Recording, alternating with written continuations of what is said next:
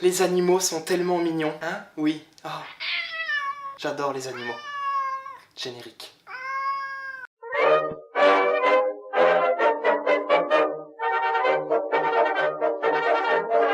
Qu'est-ce qui se passe quand tu annonces que tu es végé? Tu peux avoir deux types de réactions. La première, ça peut être plutôt ça. Végé, t'as quoi? C'est quoi ton truc là? Je comprends pas. Voilà. Explique. Et la deuxième type de réaction, ça peut aussi être ça. Ouais, c'est votre truc à la mode là. Les végans. Donc c'est marrant. Il va falloir vous armer de patience. Ça tourne ou pas là en fait? Je sais pas, ça... Non mais dis-moi quand on tourne aussi. Eh ouais! Pour essayer de donner un sens au fait qu'on boive du lait de vache, faisons le parallèle avec un autre animal. Est-ce que vous seriez prêt à boire du lait de chatte? Ce type de chatte. Est-ce que vous verriez inséminer ce type de chatte pour qu'elle fasse plein de petits, pour qu'on puisse la traire après, hein, et boire son lait? Ça n'a pas trop de sens. Donc pourquoi une vache? C'est con, hein? Pourquoi? Bon, en réalité, la vache, on la prend, on lui colle un bon gros bras dans la... ce qu'on appelle en fait une insémination artificielle. Ce n'est pas du viol, c'est un animal. Donc on ne viole pas les animaux, sauf quand tu es très seul. Non mais attends, tu dis n'importe quoi. Une vache et une chatte, ça n'a rien à voir. Enfin, oui, enfin je suis d'accord, mais... Une vache vachement plus con qu'une chatte. L'intelligence d'un animal n'a rien à voir avec son niveau de ressenti de souffrance. En fait, les deux ne sont pas absolument pas liés. C'est pas parce qu'on considère qu'un animal est complètement con qu'on peut considérer qu'il ne ressent pas la douleur. Con.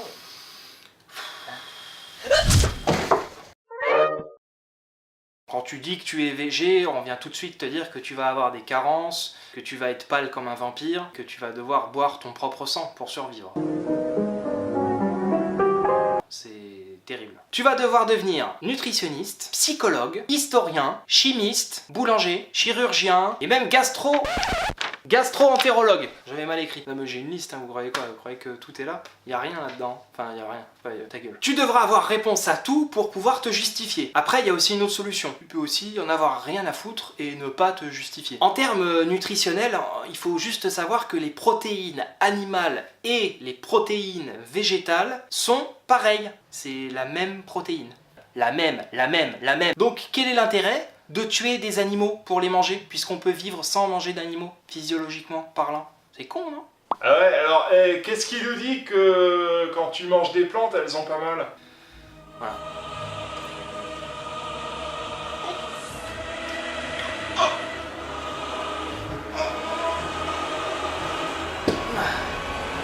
Oui, les végés ont aussi des super pouvoirs.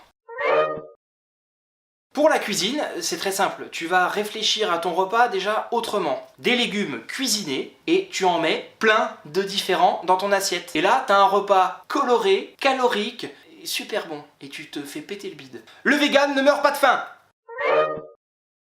Derrière le véganisme, il y a une réelle volonté de mettre le vivant au centre de nos préoccupations. On appelle ça le biocentrisme. C'est joli, hein? Le mot biocentrisme. Oh. Biocentriste, biocentriste. La condition animale ne s'oppose pas à la condition humaine. On peut très bien les lier et faire en sorte qu'elles avancent ensemble vers une sorte de... La plénitude, la plénitude, la... Si on imagine que la cause végé pouvait éventuellement prendre une place de choix dans notre paysage politique actuel, il faudrait revoir notre manière de penser la politique. Oui, parce qu'en fait, la politique, souvent, on nous parle de toujours plus de croissance. Non, en fait, le végétarisme ne prend pas en compte cette dimension de croissance. Ça n'exclut pas qu'il y ait de la croissance, mais plus fait comme on le fait aujourd'hui, plus comme ça. Non, stop, arrêtez, maintenant, c'est...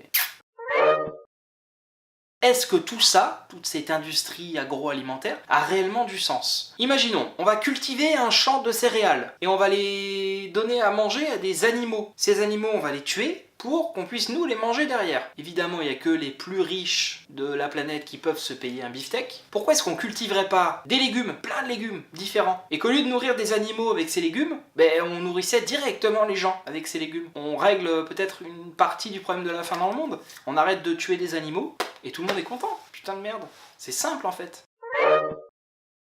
Bon, on parle beaucoup de la filière agroalimentaire, mais il ne faut pas oublier la filière pharmaceutique, il faut bien tester les médicaments sur quelque chose, hein. La filière aussi cosmétique, parce qu'il faut bien tester les crèmes de nuit et les shampoings dans les yeux des animaux, parce que logique. Et la filière textile, hein. Bah oui, les fourrures, faut bien aller les chercher, merde. En plus, elle est vachement plus belle la fourrure quand on l'enlève sur un animal qui est encore vivant. Il y a tout un tas de filières qui sont responsables d'un putain de joli massacre quand même, hein. Vous pouvez être fiers de vous les gars.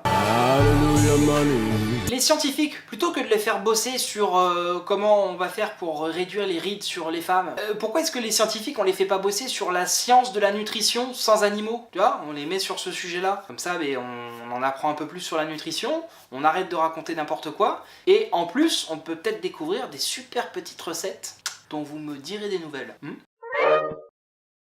Le modèle actuel dans lequel on se trouve et qu'on nous vend partout, il respecte en fait pas du tout la vie. Et il marche pas. Pourquoi est-ce qu'on n'essaierait pas un modèle qui respecte la vie? Au moins voir si ça marche. Bon, et si ça marche pas, au moins on aura respecté la vie. Ouais, respectons la vie. Il est chiant, lui. Respectons. Wow! Bah oui, merde. Respectons. Ah oui, j'oubliais. On n'a pas un cœur humain et un cœur animal. Non, en fait, on a du cœur où on n'en a pas. Voilà. C'est une citation de... C'est Alphonse de Lamartine, c'est une citation quoi. En même temps, on peut pas discuter avec vous, en même temps c'est normal. Putain! Putain, on peut pas discuter.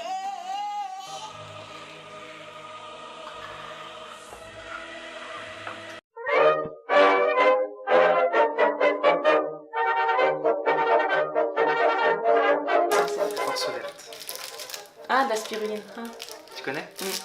Tu peux manger? Tu peux en manger? Oui. D'accord. Faut pas que je mange trop. D'accord. Un peu juste caca vert. Ah oh. Caca vert, c'est... Pas bien? Oui. Tu tournes? Oui. Ah mais tiens, voilà, c'est un truc totalement vegan. Donc il n'est pas fait à base d'animaux. Donc on va goûter, sachant que la date de péremption est passée depuis un mois. Mais on s'en fout de ces trucs-là de péremption, parce que c'est des conneries pour qu'on rachète. Moi je vais taper l'autre bout. Là. C'est hyper bon. Il y a tout, il y a tout.